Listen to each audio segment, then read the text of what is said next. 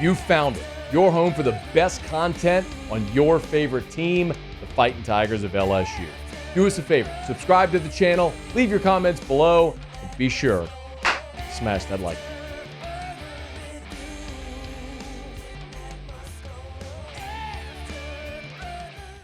So we learned during bowl preparation that Lance Heard was not with the LSU Tigers, and Brian Kelly was pretty open when he said that Lance Heard was evaluating his options, and we now know that Lance Heard looks like he is not returning to LSU because he has officially entered his name into the transfer portal. Today is the deadline for players to enter their name into the portal, and Lance Heard earlier on Tuesday did, in fact, put his name into the transfer portal. So now teams can openly contact him.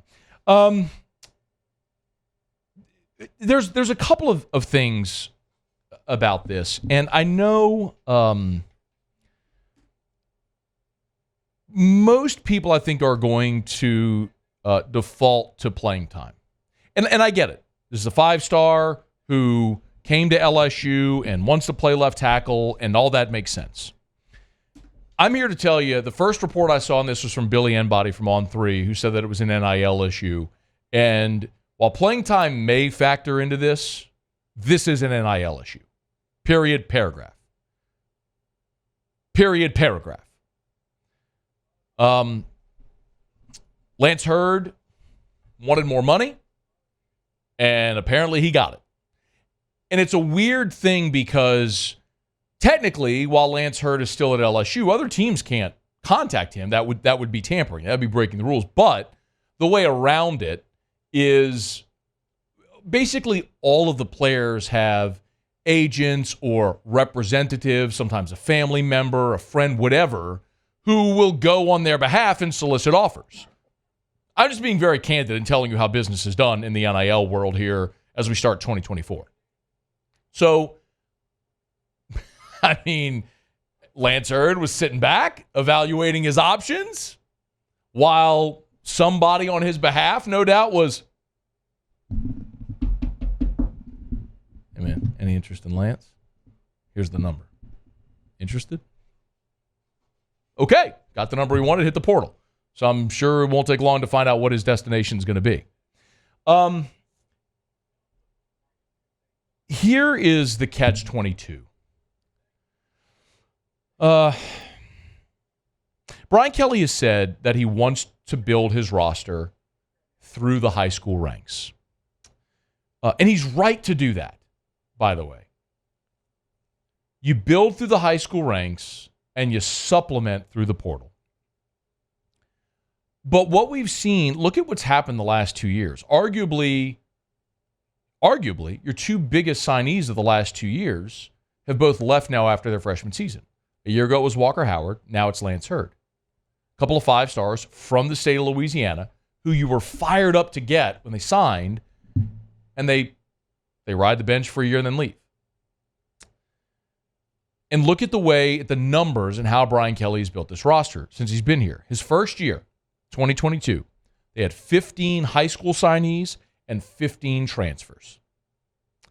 Last year, 26 high school signees, 13 transfers. This year, 28 high school signees, 3 transfers.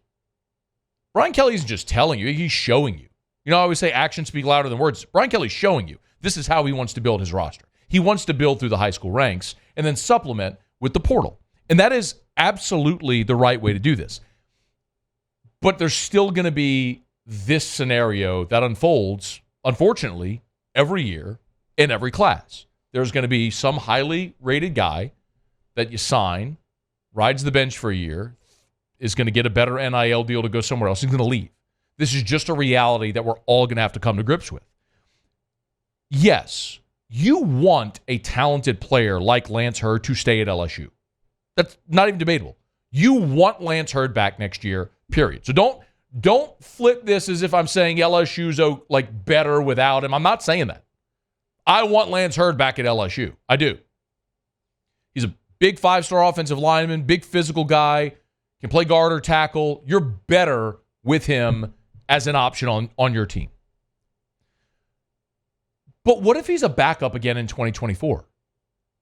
I mean, you've got Will Campbell and Emory Jones as your tackles who are back. And then what if Garrett Dellinger and Miles Frazier both come back? They haven't announced yet. Then Lance Heard is a backup again next year. And you want him because he's an injury away. Happened this year. Emory Jones missed the game before the bye against Bama. I think it was the Army game. Lance Heard started it. I mean, yes, you want that guy. Of course you do. But if NIL is a driving force, are you really willing to commit the resources into a backup that it would take when you have so many priorities in retention and trying to bring in guys via the portal?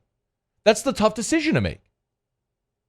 I'll tell you point blank. I know Lance Heard had a nice deal with LSU's collective when he signed out of Neville. It was a six-figure deal. And if you want more than that after sitting on the bench for a year, I don't know that I can sit here and endorse that. If there's a school, think of it this way.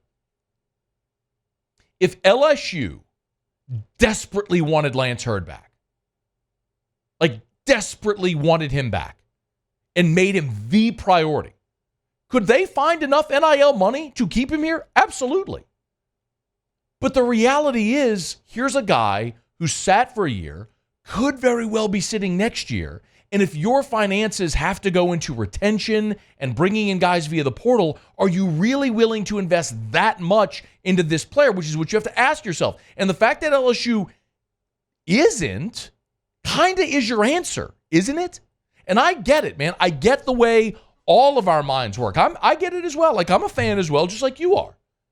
5-star from Louisiana. You want to hoard all these players, and of course you do. Because not only do you want your first 22 to be great, you want depth, and this is a guy who's a big piece of that. But the way you build your roster is different now. It's not, hey, sit, wait your turn, grow, develop, and when it's your turn, go. It's retention every year is a part of it. And NIL is going to matter a different amount to different players. And so if you're LSU and you don't have the resources of Texas or Ole Miss at this point and what they're doing in NIL, then you have to be smart in the way you allocate your funds. And if a player reveals that what he's most interested in is NIL, then you have to decide, is this player worth keeping? A year, and I'm not saying this was the case, by the way, but a year ago, retaining Harold Perkins was crucial, wasn't it? Guy is a freshman All-America, leads you in sacks. He's a freak show. You cannot let that guy leave. And so you got to do what you do to retain a guy like that. Will Campbell, same thing. And again, I'm not saying, by the way, that those guys, that was a situation last year. I'm just throwing out a hypothetical. But I know that's the case with Lance Heard.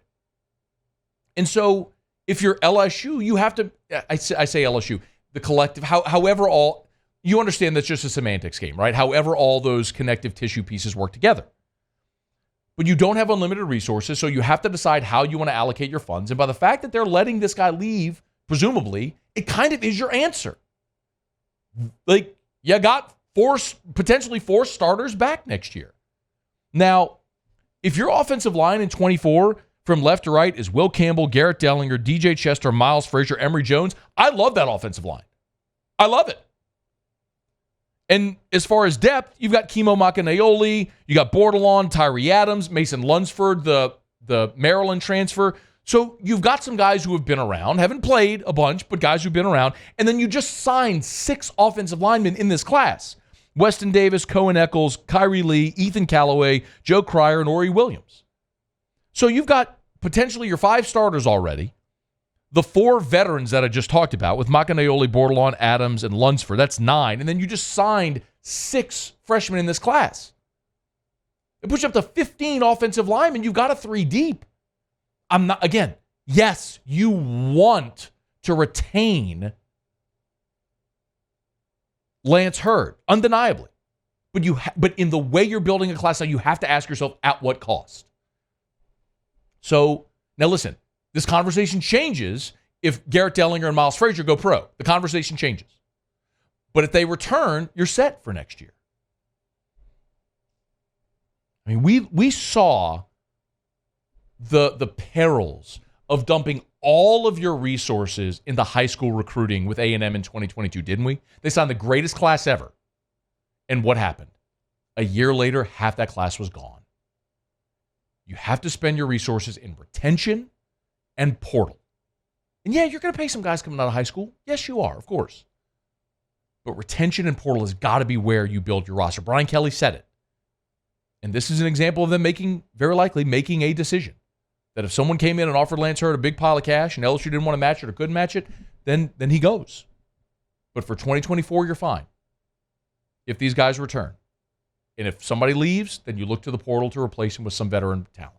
But LSU on the offensive line is going to be just fine. Does it sting? Yes, of course it stings. Do you want Lance Heard back? Of course you want Lance Heard back. But you have to ask yourself at what cost. And LSU's answer that question for all of us. Hey, thanks so much for watching. Please leave your comments. I love to interact. And be sure to hit the red subscribe button below.